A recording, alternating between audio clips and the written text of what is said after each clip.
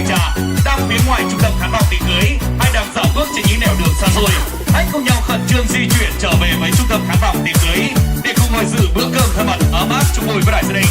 Và sẽ cùng chứng kiến câu chuyện tình trăm năm của đôi bạn trẻ Hà Phong và Quang Phương sẽ được diễn ra trên lễ đài hạnh phúc sau mấy phút thời gian nữa. Cảm tạ xin diện toàn thể quý vị trở về với đại gia đình. Một lần nữa xin được liên tục trân trọng kính mời và thân ái kính mời toàn thể quý vị. Mà quý vị nào đến trước vui lòng ngồi về phía các bạn tiệc trước lễ đài hạnh phúc của đôi bạn trẻ. Thứ nhất để đẹp cho đội hình, thứ hai nữa để tiện cho toàn thể quý vị đến sau cùng ngồi xích lại gần nhau để đong đầy thêm tình cảm trọn vẹn gửi tặng tới đôi bạn trẻ hai bên gia đình. Xin được trân trọng kính mời.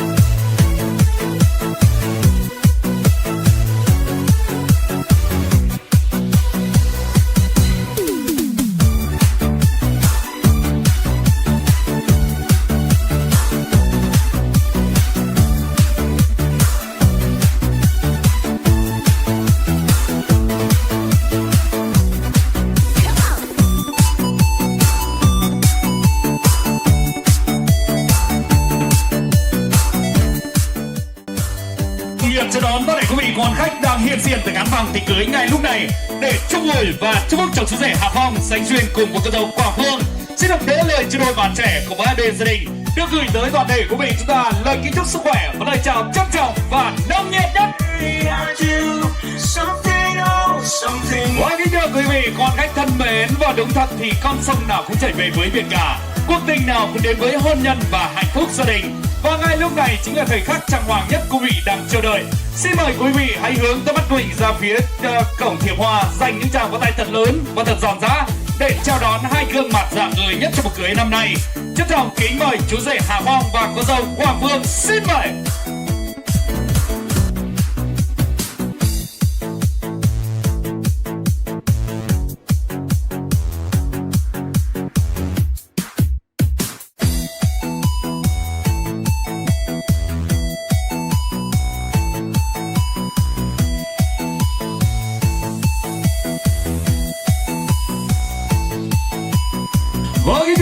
con hãy thân mến, như vậy đã hiện diện trên lễ đài hạnh phúc là hai gương mặt dạng người nhất, chú rể Hà Phong và cô dâu Quảng Phương. Xin phép được cúi chào và ra mắt với toàn thể quý vị. Và kính thưa quý vị, con hãy thân mến, cây có gốc thì ắt có ngọn, nước có nguồn thì mới biển cả sông sâu. Để có được ngày vui trong đài như ngày hôm nay, đó chính là nhờ công lao trở về của các bậc sinh thành rồi bạn trẻ. Nhân ngày vui đại lễ của chú rể Hà Phong và cô dâu Quảng Phương, xin được trân trọng giới thiệu và kính mời trở về lễ đài hạnh phúc các vị đại diện của gia đình họ nhà trai và gia đình họ nhà gái. Xin được trân trọng kính mời. Hãy lau khô dòng nước mắt.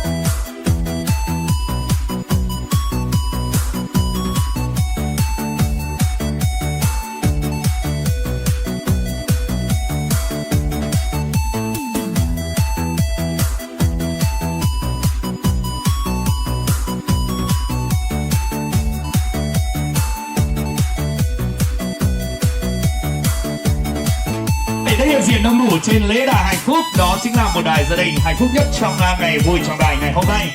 Vâng, các vị đại diện của gia đình họ nhà trai và đại diện gia đình họ nhà gái cùng với hai gương mặt dạng người nhất, đó chính là chú rể Hà Phong và cô dâu Quảng Phương. Ngay lúc này xin mời đại gia đình chúng ta hãy dành một cái cúi chào thật sâu để cảm tạ xin diện toàn thể quý vị. Xin mời. Vâng, kính thưa quý vị, con anh thân mến, yêu và được yêu là một niềm hạnh phúc lớn lao nhất trong mỗi cuộc đời con người chúng ta, đúng không ạ? Và đó chính là món quà quý giá và tạo hóa đã ban tặng cho chúng ta. Đôi bạn trẻ đã trải qua những năm tháng hẹn hò và quen biết lẫn nhau trên những bước đường học tập và công tác, đã tình cờ gặp gỡ nhau. Và đôi bạn trẻ chúng ta đã nhận ra một điều rằng ngay từ lúc sinh ra là chúng ta để dành cho nhau, và rồi hai bạn đã nắm chặt bàn tay nhau để cùng nhau quyết định đến với hôn nhân và hạnh phúc gia đình. Bởi lẽ hoa đến mùa thì hoa phải nở, đò chặt người đò phải sang sông, đến duyên thì em phải lấy chồng. Bởi ông Tơ và Nguyệt đã say dây, đôi bạn trẻ được kết duyên tơ hồng, lấy cưới nên vợ thành chồng lại đã thành hiện thực. Và để rồi niềm vui, niềm hạnh phúc đã đến với đôi bạn trẻ đúng vào ngày 26 tháng 12 năm 2024, tức ngày 26 tháng 11 năm Giáp Thìn, tại gia đình họ nhà trai Bản Cức, xã Chiềng Mai, chúng tôi đang long trọng tổ chức chương trình đại lễ thành hôn cho đôi bạn trẻ Hà Phong và Quảng Phương, cùng với sự hiện diện đông đủ toàn thể quý vị. Đặc biệt hơn nữa, hôm nay được sự nhất trí của hai bên gia đình, sự chứng kiến của cơ quan chính quyền địa phương, sự chứng kiến của toàn thể quý vị quan khách. Xin phép được trịnh trọng tuyên bố chương trình đại lễ thành hôn của Hà Phong và Quảng Phương chính thức được bắt đầu.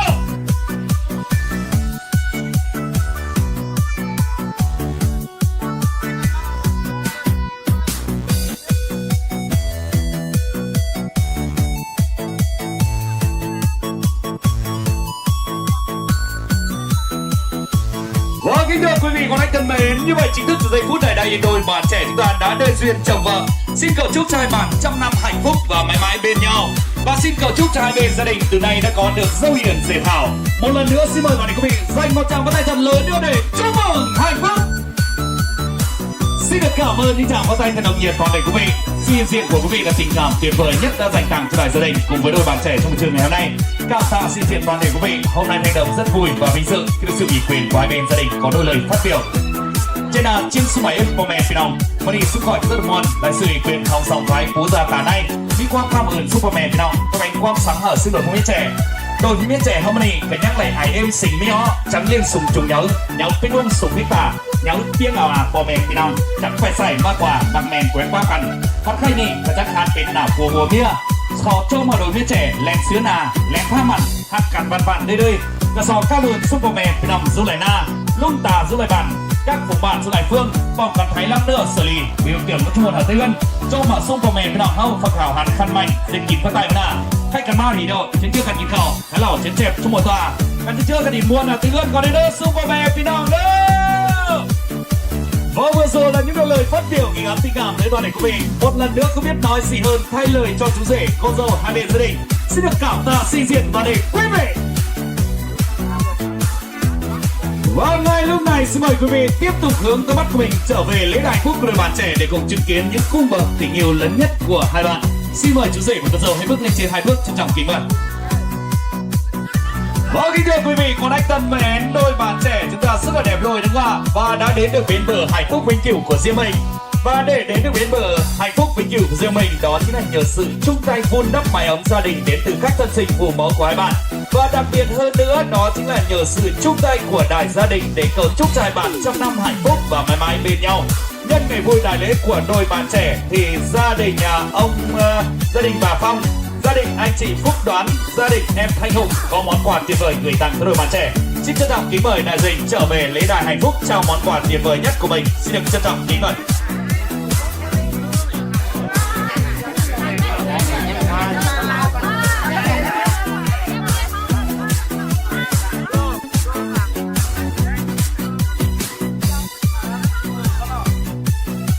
Và đang trở về với lễ đài hạnh phúc, đó chính là những món quà tuyệt vời, những nụ cười rạng ngời trên khuôn mặt của các ông bà, những người anh, người chị, người đại gia đình dành tặng cho đôi bạn trẻ. Cầu chúc cho hai bạn sẽ nắm chặt bàn tay nhau để cùng nhau chèo lái con thuyền hạnh phúc để được suốt đời thủy chung bên nhau. Với những bó hoa polymer hết sức đặc sắc và tuyệt vời nhất dành tặng cho hai bạn trong ngày vui trọng đại của mình.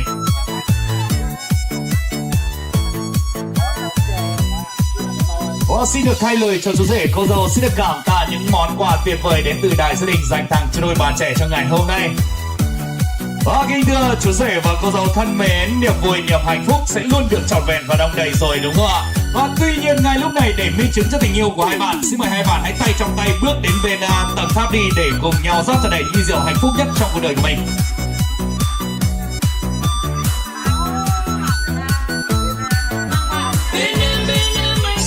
Xin mời chú rể ạ, nhấc chai rượu đầu tiên của mình lên ạ, và khui nắp chai đi ạ, mở nắp chai ra.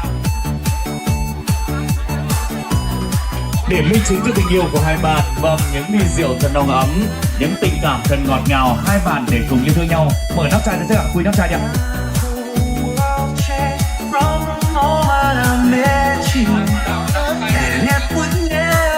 Xin chúc mừng hai bạn ạ, vâng, xin mời hai bạn chung tay rót cho đầy ly rượu hạnh phúc nhất trong cuộc đời của mình.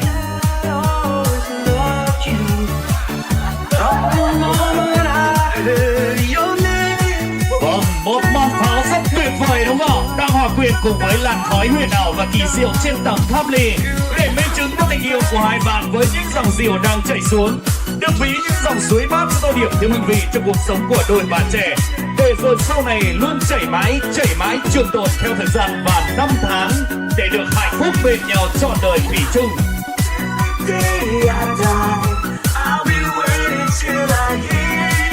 Xin mời hai bạn tiếp tục rót chai rượu thứ hai của mình để cảm ơn công sinh thành dưỡng dục những người làm cha làm mẹ, và cảm tạ xin diện quý vị trở về với đại gia đình trong buổi trưa ngày hôm nay. Và ngay lúc này cũng xin được trân trọng kính mời toàn thể quý vị quan khách rót cho đầy ly rượu hồng của mình ạ, để cùng chuẩn bị nâng ly mừng hạnh phúc của đại gia đình trong buổi trưa ngày hôm nay, để chúc phúc cho đôi bạn trẻ nên duyên cho vợ. Xin mời toàn thể quý vị cùng rót ly rượu tuyệt vời nhất của mình ạ.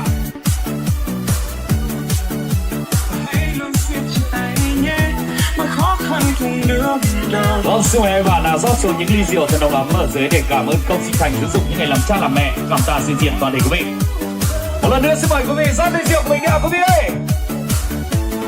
Có kính thưa cô dâu chú rể thân mến, và nhân ngày vui đại lễ của mình để tỏ lòng kính hiếu tới các bậc sinh thành hai bạn, xin mời hai bạn hãy dâng lên cha mẹ mình những chén rượu hiếu, rượu tình, rượu nghĩa, rượu chung. Cô dâu sẽ dâng lên phía hai vị đại diện của gia đình họ nhà trai, chú rể sẽ dâng lên phía hai vị đại diện của gia đình họ nhà gái. Mời các ông bà đón nhận những ly rượu thật nồng ấm từ những người con, người cháu yêu quý của mình.